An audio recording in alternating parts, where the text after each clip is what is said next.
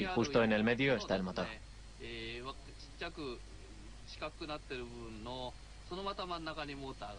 Solo mide 1/10 de milímetro. El motor completo tiene 1/10 de milímetro de longitud y 7 centésimas de grosor. El dominio de la fuerza electrostática ha permitido al profesor Fujita construir un motor capaz de 10.000 revoluciones por minuto. Fue emocionante que girara. Así supe que el diseño básico estaba bien. Pero en el momento de conectarlo pensé, gira, gira. Deseaba que girase.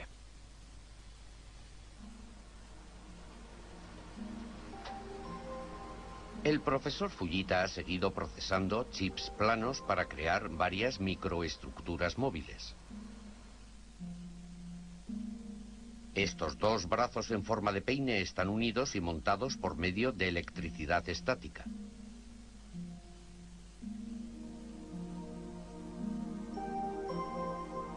Esta máquina está forrada de estructuras capilares de 1/10 de milímetro de ancho.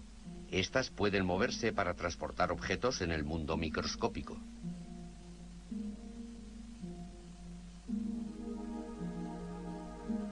Investigaciones como esta han probado que se pueden activar piezas mecánicas fijas.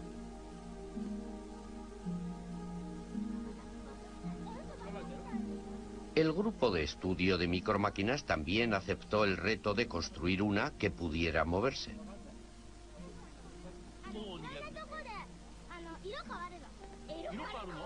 A la cabeza del proyecto estaba el profesor Hirofumi Miura.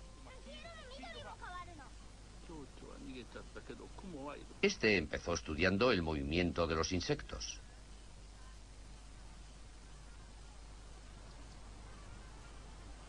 Los insectos incorporan una estructura especial que les permite moverse con libertad.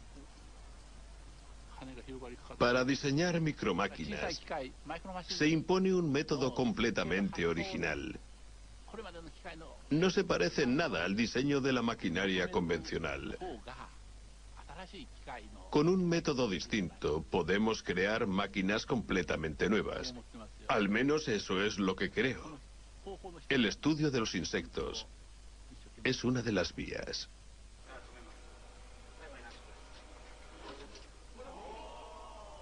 El profesor Miura, experto en ingeniería robótica, ha desarrollado todo tipo de robots interesantes, algunos capaces de imitar acciones de seres vivos, como por ejemplo hacer girar trompos o caminar sobre dos patas.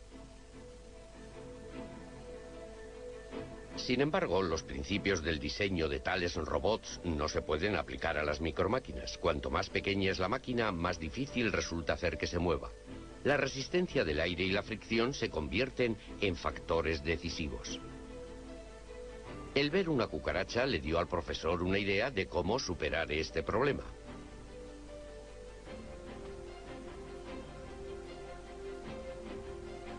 Tomé el concepto de un robot insecto a partir de una cucaracha.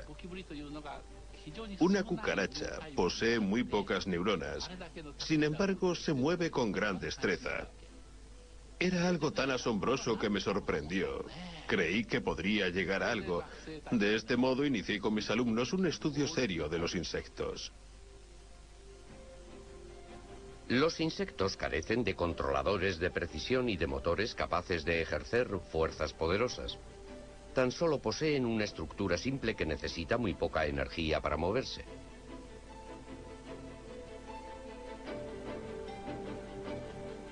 Las antenas, alas y patas de un insecto son capaces de sutileza de movimientos. Eso es lo que atrajo la atención del profesor Miura. Aquí vemos cómo se activa el movimiento de las patas de un insecto. La estructura de las articulaciones es simple. El estímulo eléctrico transmitido por los nervios dispara la contracción automática de los músculos, con lo que las patas se mueven. El profesor cortó dos patas a una cucaracha y las conectó a un electrodo. Una pequeña carga de electricidad provocaba un movimiento reflejo en ellas. El profesor Miura pensó que si aplicaba la estructura de los insectos a la construcción de micromáquinas, Sería posible obtener mecanismos pequeños capaces de moverse.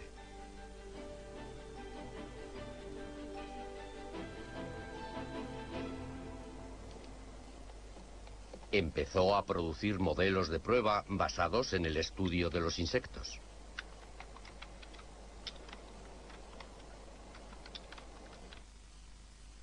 Este robot hormiga tiene un ancho de 1,5 milímetros y 0,7 de milímetro de longitud. Hay que moverlo por medio de un mecanismo sencillo en el cual la electricidad dispara un reflejo. El profesor Miura se sirvió del fenómeno de la resonancia. Cuando el suelo que pisa el robot se carga de corriente, se crea una ligera vibración que cambia según la intensidad de esa corriente. Las patas del robot tiemblan con fuerza cuando la potencia de la corriente es capaz de disparar cierto número de vibraciones. A este fenómeno se le llama resonancia. A un nivel de corriente bajo, las patas apenas responden.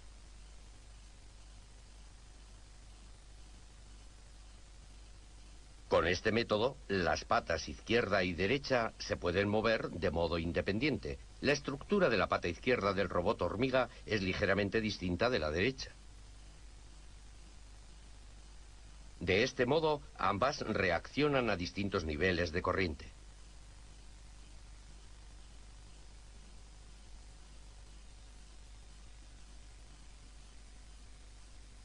Así, el profesor Miura podía mover el robot hormiga en la dirección deseada.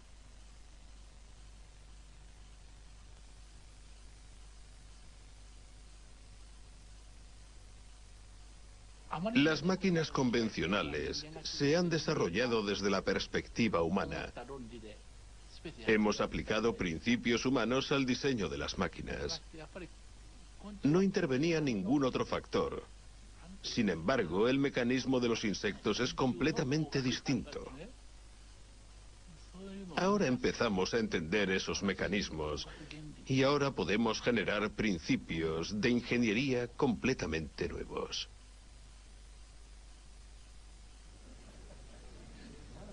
Cuando el Ministerio de Industria japonés se hizo cargo del estudio de las micromáquinas, se entró en la fase de los usos prácticos.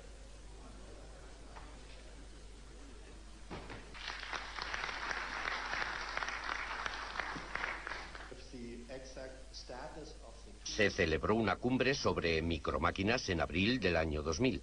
A ella acudieron personas de varios países que habían aceptado el reto de la fabricación de micromáquinas. Tanto como sea posible, de modo que esta es La investigación realizada en Japón despertaba gran interés. la micromáquina más reciente en este momento. Más de 20 corporaciones japonesas se han lanzado a este camino tecnológico y son pioneras del nuevo mundo de las micromáquinas.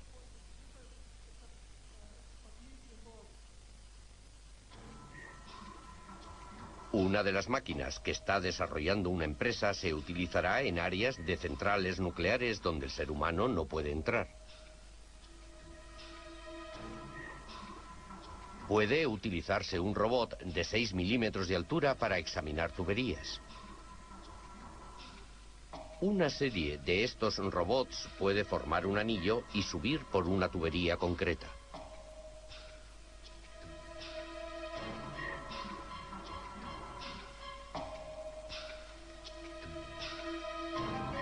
A corto plazo, robots como este incorporarán nuevas